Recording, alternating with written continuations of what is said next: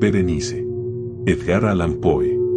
Audiocuento editado por Juan Pablo Flores Montaño. Para Cuentos Extraños, Weird Tales.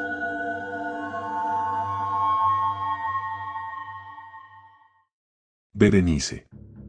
Dicebant mihi sodales, si sepulcrum, amicae. Visitarem, curas meas aliquatulum for levatas, 21. Ebn Sayat. La desdicha es múltiple. La desgracia, sobre la tierra, multiforme. Desplegada en el vasto horizonte como el arco iris, sus matices son tan varios como los de este arco y también tan distintos y tan íntimamente entreverados. Desplegada en el vasto horizonte como el arco iris. ¿Cómo ha podido derivar de la belleza un tipo de fealdad? ¿Y cómo de la alianza de la paz, un símil de dolor? Pero así como en la ética el mal es una consecuencia del bien, así, de hecho, de la alegría nace la pena.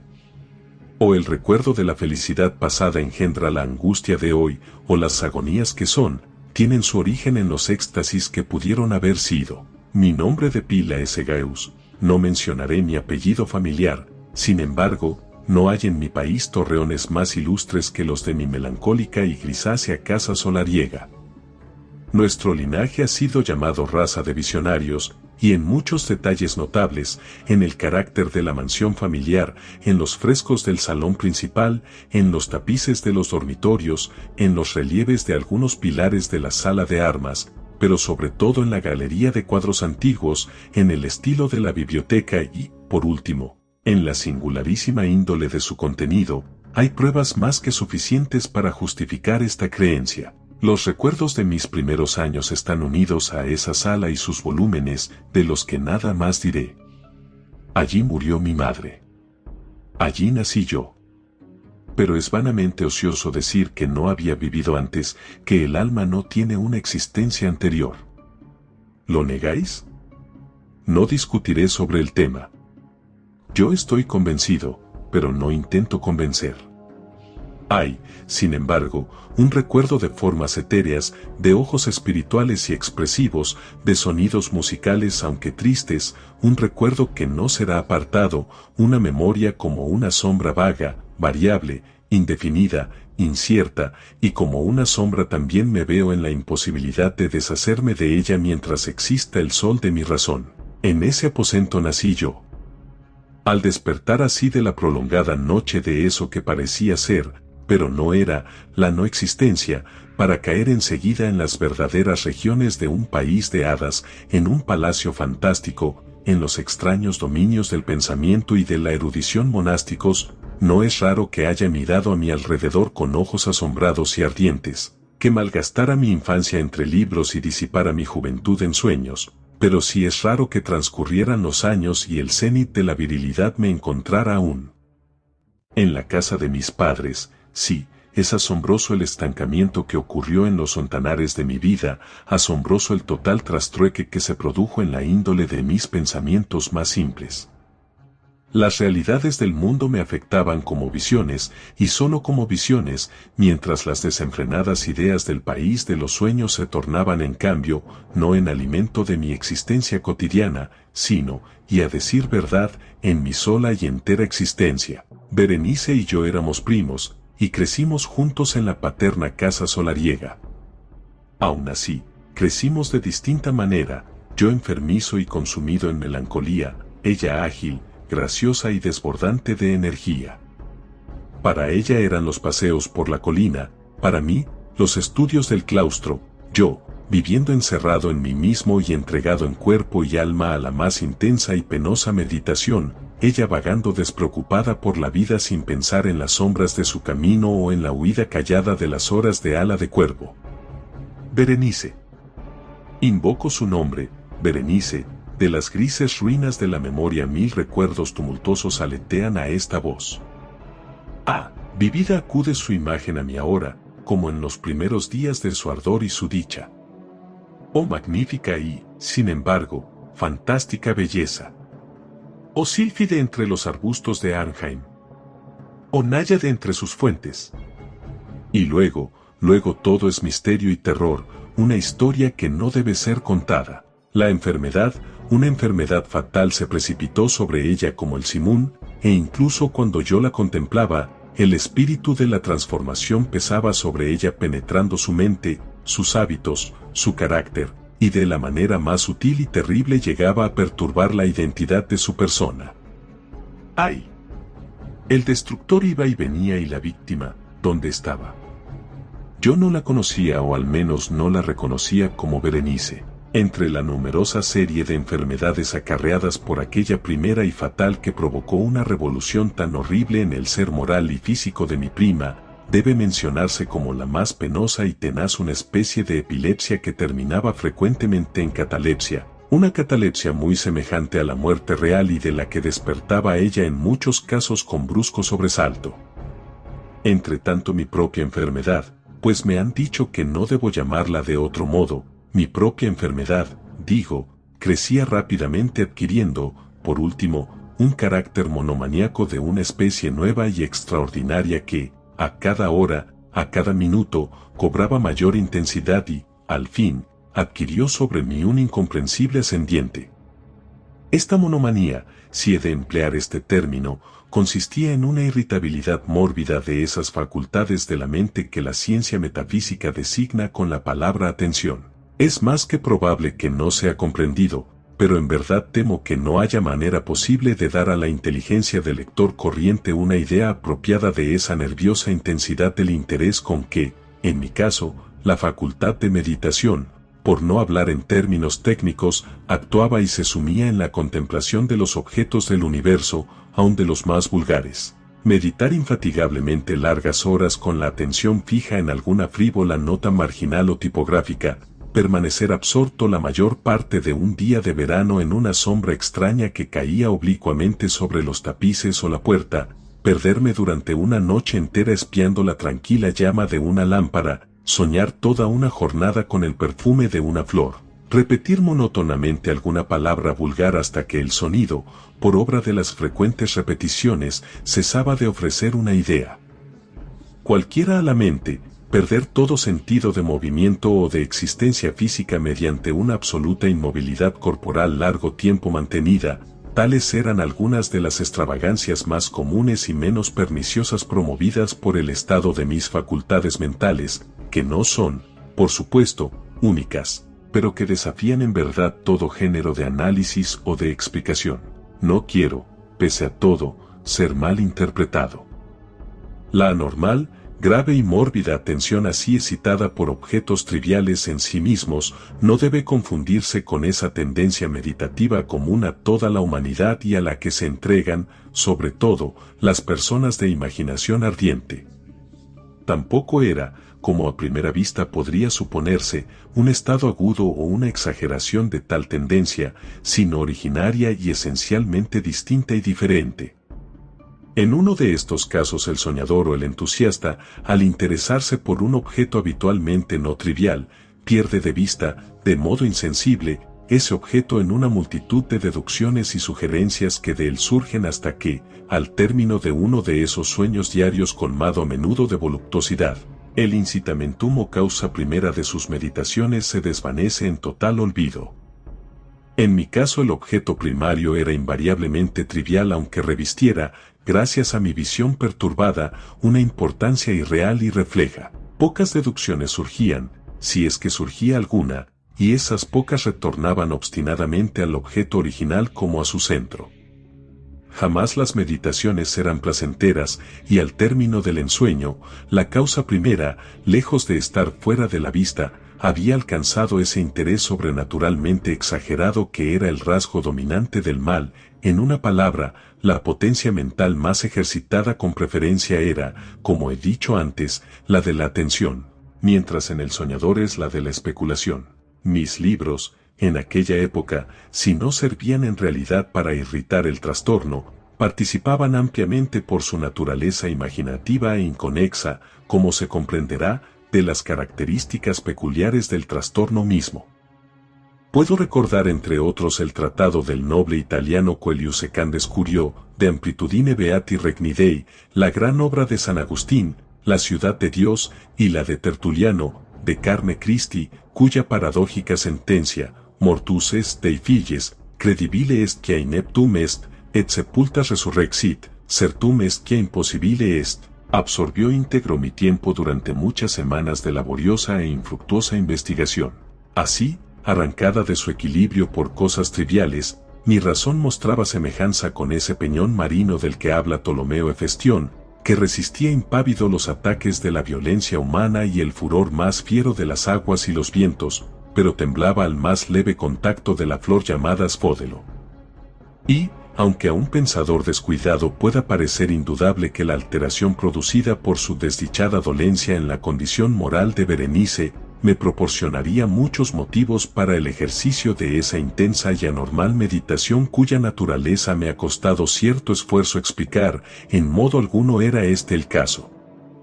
En los intervalos lúcidos de mi dolencia, su calamidad me causaba pena y, conmovido por la ruina total de su bella y dulce existencia, no dejaba de reflexionar frecuente y amargamente en las prodigiosas vías por las que había llegado a producirse una revolución tan súbita como extraña. Pero estas reflexiones no participaban de la idiosincrasia de mi enfermedad y eran semejantes a las que, en idénticas circunstancias, podían aparecer en el común de los hombres. Fiel a su propio carácter, mi dolencia se manifestaba en los cambios menos importantes pero más llamativos que tenían lugar en el estado físico de Berenice, en la singular y aterradora deformación de su identidad personal. En los días más brillantes de su incomparable belleza, seguramente no la había amado. En la extraña anomalía de mi existencia, mis sentimientos nunca procedían del corazón, y las pasiones siempre procedían de la inteligencia. A través del gris de las albadas, en las entrelazadas sombras del bosque a mediodía y en el silencio vesperal de biblioteca, había revoloteado ante mis ojos, y yo la vi, no como una Berenice viva y palpitante, sino como la Berenice del sueño, no como una tangible habitante de la tierra, sino como su abstracción, no como una cosa que admirar, sino que analizar. No como un objeto de amor, sino como tema de una especulación tan abstrusa como inconexa. Y ahora temblaba en su presencia y palidecía cuando se acercaba. Sin embargo, aun lamentando con amargura su decadencia y su ruina, recordé que me había amado largo tiempo, y en un aciago momento le hablé de matrimonio. Se acercaba por fin la fecha de nuestras nupcias, cuando una tarde de invierno, uno de esos días intempestivamente cálidos, calmos pero brumosos, que son la nodriza de la hermosa Alción, 22, me senté creyéndome solo en el gabinete interior de la biblioteca, pero al levantar los ojos vi ante mí a Berenice. Fue mi imaginación exaltada, la influencia de la atmósfera brumosa, el incierto crepúsculo del aposento, o el gris ropaje que envolvía su figura, lo que hizo tan vacilante y vago su contorno. No podría decirlo. Ella no habló una palabra, y yo por nada del mundo hubiera movido los labios. Un estremecimiento helado recorrió mi cuerpo, me oprimió una sensación de insufrible ansiedad, una curiosidad devoradora invadió mi alma y reclinándome en el sillón, permanecí durante un instante sin respirar, inmóvil, con los ojos clavados en su persona. ¡Ay! Su delgadez era excesiva. Ni un solo vestigio del ser primero asomaba en una sola línea de aquel contorno. Mis ardorosas miradas cayeron por fin en su rostro. Su frente era alta, muy pálida y singularmente plácida, los cabellos, en otro tiempo de un negro azabache, caían parcialmente, sombreando las hundidas sienes con innumerables rizos, ahora de un brillo dorado que por su matiz fantástico desentonaban de modo violento con la dominante melancolía de su rostro. Sus ojos carecían de vida y de brillo y, en apariencia, de pupilas, sin querer, aparté las mías de su fijeza vidriosa para contemplar los labios finos y arrugados. Se entreabrieron, y en una sonrisa de peculiar expresión, los dientes de la cambiada Berenice se revelaron a mi vista. Ojalá nunca los hubiera visto, o, después de verlos, hubiera muerto. Me sobrecogió el golpe de una puerta al cerrarse y, alzando los ojos, vi que mi prima había salido del aposento. Pero del agitado aposento de mi mente, ay, no había salido ni se apartaría el blanco y triste espectro de los dientes. ni un punto en su superficie, ni una sombra en su esmalte, ni una melladura en su hilera hubo en esa pasajera sonrisa que no se grabara a fuego en mi memoria. Los vi entonces con más claridad que un momento antes. Los dientes.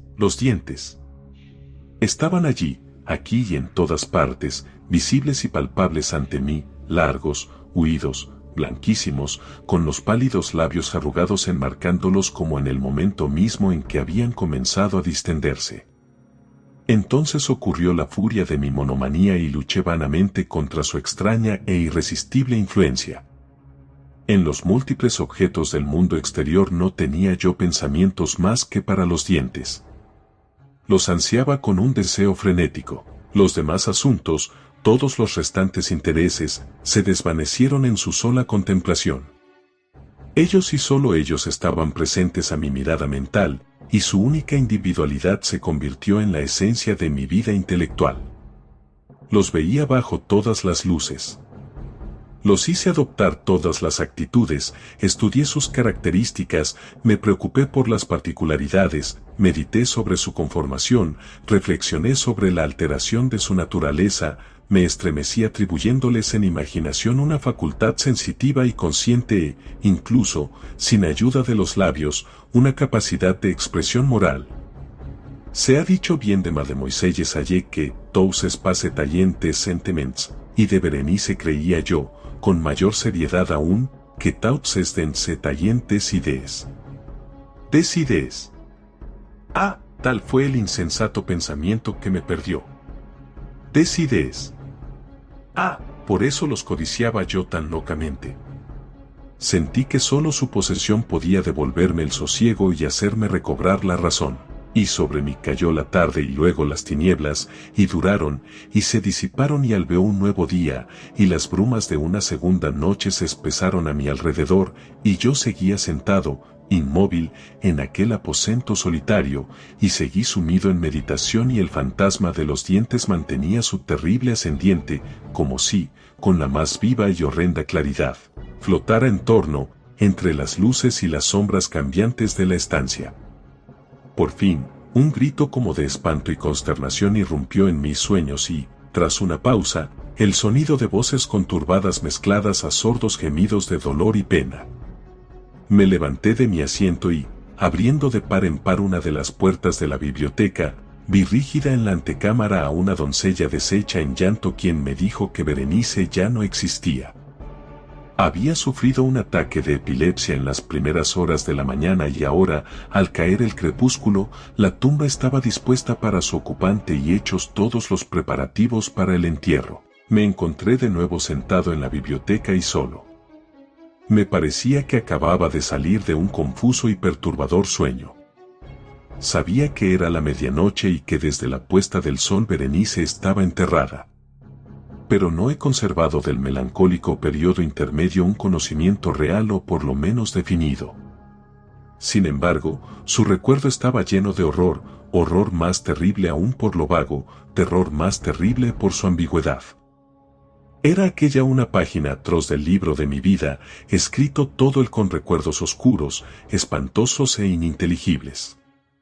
Traté de descifrarlos, mas en vano, mientras repetidas veces, como el espíritu de un sonido ausente, un agudo y penetrante grito de mujer parecía retumbar en mis oídos.